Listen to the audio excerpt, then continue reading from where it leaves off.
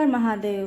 क्या आपने कभी सोचा है कि भगवान शिव को चंदन, फूल, आभूषण और अनेक प्रकार के भोग चढ़ाए जाते हैं, लेकिन भोलेनाथ केवल एक साधारण सा बेलपत्र पाकर भी प्रसन्न हो जाते हैं। आखिर ऐसा क्या है इस छोटे से बेलपत्र में? कहा जाता है कि इसके पीछे महादेव की एक ऐसी दिव्य कथा छुपी है जिसे सुनने मात्र से मन में भक्ति जाग उठती है। तो आइए जानते हैं वह अद्भुत कथा कौन सी है। बहुत समय पहले कैलाश पर्वत पर देवताओं की एक सभा लगी थी। सभी देवता भगवान शिव की पूजा करने के लिए अपने साथ दुर्लभ फूल, चंदन और स्वर्ण के आभूषण लेकर आए थे। तभी वहाँ एक वृद्ध साधु पहुँचे।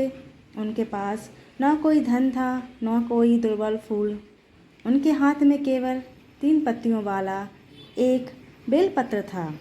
साधु ने आंखें बंद की और कहा, हे भोलेनाथ, मेरे पास आपको देने के लिए कुछ नहीं है। यह बेलपत्र ही मेरी श्रद्धा है, इसे स्वीकार कर लीजिए।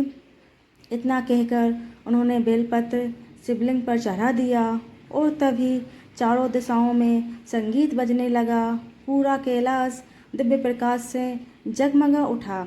भगवान शिव ने अपनी आंखें खोलीं और मुस्कुराते हुए उस साधु को आशीर्वाद दिया। यह देखकर सभी देवता आश्चर्य में पड़ गए। देवराज इंद्र ने हाथ जोड़कर पूछ ही लिया, प्रभु, हमने आपको इतने सुंदर फूल और बहुमूल्य वस्तुएं अर्पित की, फिर आपने उस साधारण बेलपत्र को देखकर इतनी प्रसन्नता क्यों दिखाई? महादेव मुस्कुराए और बोले, इंद्र, वस्तु की कीमत नहीं, उसके पीछे छिपी भावना मुझे प्रिय है। फिर भगवान शिव ने बेलपत्र को हाथ में लेकर कहा, इसकी 3 पत्तियां केवल पत्तियां नहीं हैं, इनमें मेरी भक्ति का गहरा रहस्य छुपा हुआ है। पहली पत्ती सृजन का प्रतीक है, दूसरी पत्ती पालन का प्रतीक है, तीसरी पत्ती परिवर्तन का प्रतीक है। इसलिए बेलपत्र भक्त को याद दिलाता है कि संसार में जन्म, जीवन और परिवर्तन तीनों प्रकृति के नियम हैं। फिर महादेव बोले, जो व्यक्ति सच्चे मन से मुझे एक बेलपत्र भी अर्पित करता है, उसके लिए वह मेरे पास करोड़ों फूलों के समान है। चारों दिशाओं में घंटी की आवाज़ गूंजने लगती है। लेकिन देवताओं के मन में अभी एक और प्रश्न था, आखिर बेलपत्र की महिमा इतनी बड़ी कैसे हुई? महादेव ने एक और कथा सुनाई। बहुत समय पहले एक गरीब शिकारी जंगल में भोजन की तलाश में गया था। दिन ढल गया और वह जंगल में ही फंस गया। रात होने लगी। जंगली जानवरों की आवाज़ें सुनकर वह बहुत डर गया। अपनी रक्षा के लिए वह एक बड़े बेल वृक्ष पर चढ़ गया। उसे बिल्कुल पता नहीं था कि उसी वृक्ष के नीचे एक प्राचीन शिवलिंग स्थापित था। पूरी रात शिकारी सो नहीं पाया और डर के कारण बार बार बेल वृक्ष की शाखाओं को पकड़ता रहा और हर बार कुछ बेलपत्र टूटकर नीचे शिवलिंग पर गिर जाते। उधर आसमान से बारिश होने लगी। बारिश का जल शिवलिंग पर गिरता रहा और बेलपत्र भी लगातार अर्पित होते रहे। शिकारी को यह सब पता ही नहीं था। पूरी रात जागता रहा। सुबह होते ही उसके सामने भगवान शिव प्रकट हुए। शिकारी घबरा कर उनके चरणों में गिर गया।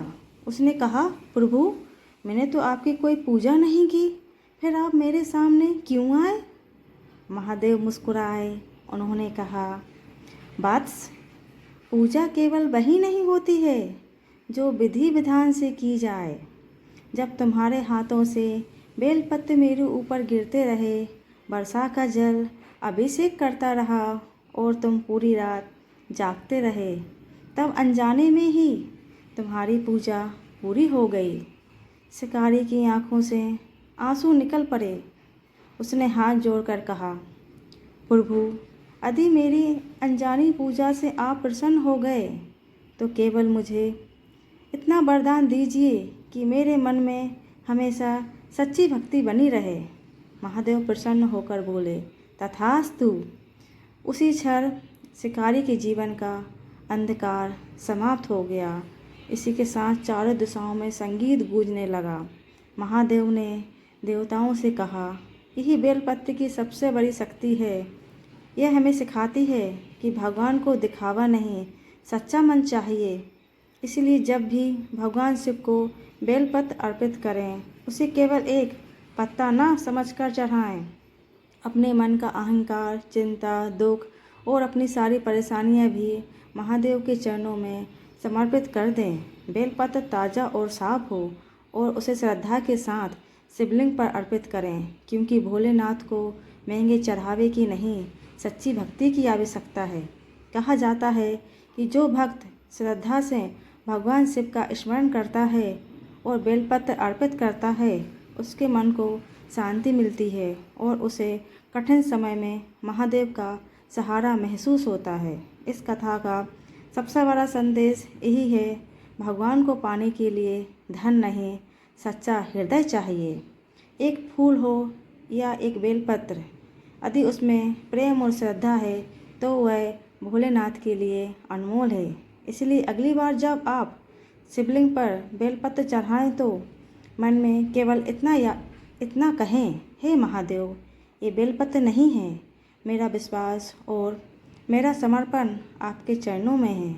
भोलेनाथ आपकी हर सच्ची प्रार्थना स्वीकार करे। बोलें हर हर महादेव। अगर आपको यह कथा पसंद आई तो वीडियो को लाइक करें, चैनल को सब्सक्राइब करें और इस पावन कथा को अपने परिवार और शिव भक्तों के साथ ज़रूर साझा करें। हर हर महादेव। धन्यवाद।